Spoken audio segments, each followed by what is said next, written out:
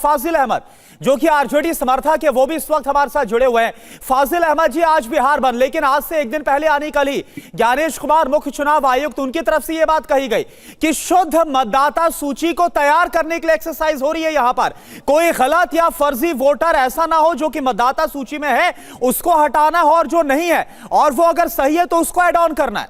यह जवाब दिया गया है। देखिए, बिहार के सफल बंद के लिए मैं बहुत बधाई देता हूं बिहार के लोगों को। सबसे बड़ी बात देखिए अब्बास भाई, फार्म 6 चुनाव आयोग का एक पैटर्न है। जब से चुनाव आयोग बना तब से फार्म 6 एक प्रोविजन है जो 24 घंटा 365 दिन उसकी वेबसाइट खुली रहती है। जिसको भी नाम हटाना है, जोड़ना है, फार्म 6 भर देता है। फार्म 9 है, तमाम तरह की प्रोविजन पहले से ही है। नया तरीका आप 3 महीना पहले देखिए, ऑपरेशन सिंदूर के बाद जब बिहार पहुंच गए, पहलगाम हमले के बाद जब प्रधानमंत्री कश्मीर न जाके बिहार चले गए, बिहार के लोगों को इस बात से बेहद नाराजगी हुई कि ऑपरेशन सिंदूर में जब हमारी सेना पाकिस्तान पे चढ़ के मार रही थी, आपने अचानक से सीज फायर कर लिया। और इस बात को लेकर बिहार के लोग बहुत नाराज है। अब जब बीजेपी का इंटरनल सर्वे आया है कि आप बिहार से बुरी तरह खत्म हैं, आप केवल सवर्ण जातियों में ही नहीं, फाजिल साहब, मुद्दा ये है कि आप वोटर्स को सुनिए, आरोप क्या है?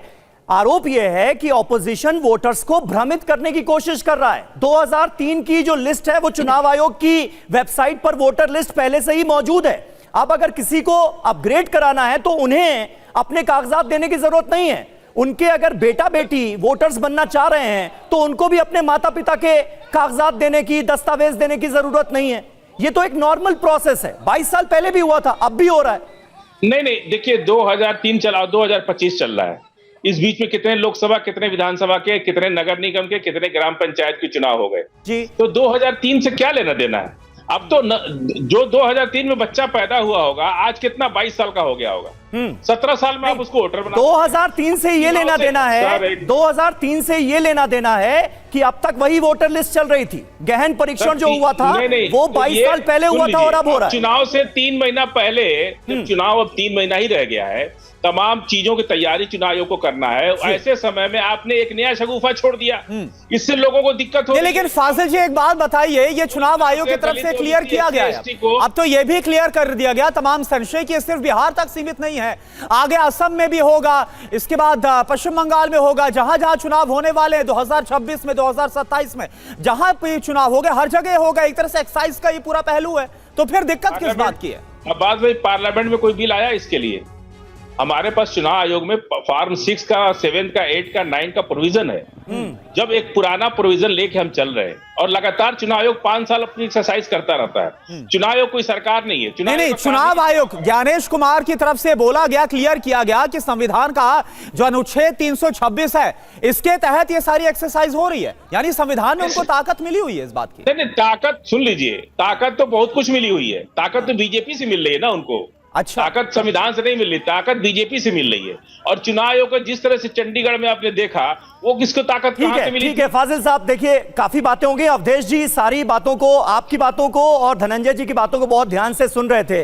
क्या अवधेश जी इसके लिए पार्लियामेंट में बिल लाना पड़ेगा क्या? मतलब चुनाव आयोग वोटर लिस्ट को अगर दुरुस्त करने के लिए कवायद कर रहा है तो इसके लिए क्या बिल लाने की जरूरत है? क्योंकि पहले भी आप देखिए 22 साल पहले जो कवायद हुई थी वो भी 31 दिन के अंदर पूरी की गई थी, और इस बार जो कवायद हो रही है वो भी एग्जैक्ट 31 डेज में पूरी की जा रही है। फिर कहां पर दिक्कत है जिसकी वजह से ये इतना बड़ा मुद्दा बन रहा है?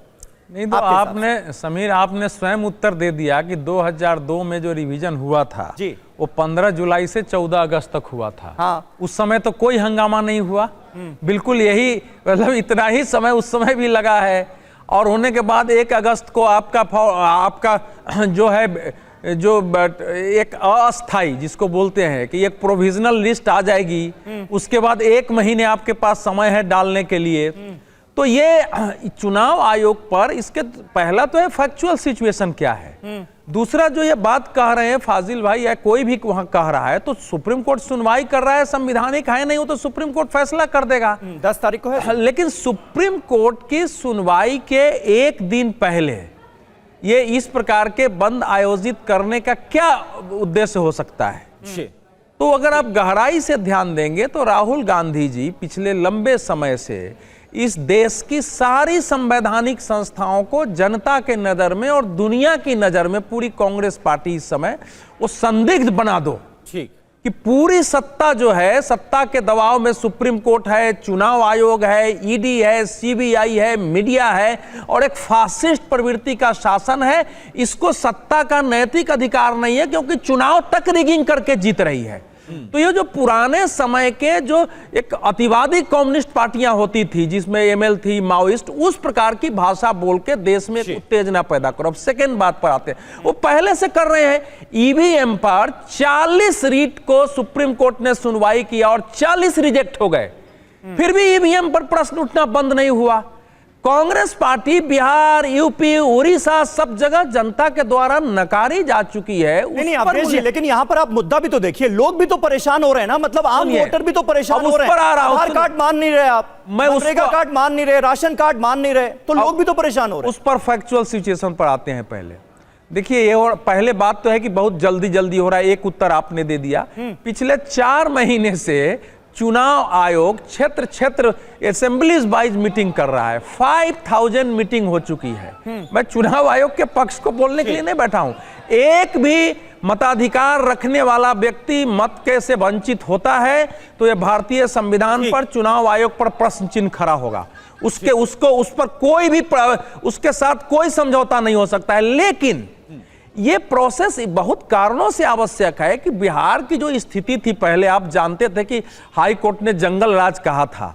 2003 तक बिहार की जो स्थिति थी उसमें कौन से काम सही होते थे, कौन गलत होते थे, क्या शुद्धि थी, सब कोई जानता है कि बिहार से कैसे लोगों को पलायन करके जाना पड़ा, किस स्थिति में लालू जी की सरकार पराजित हुई।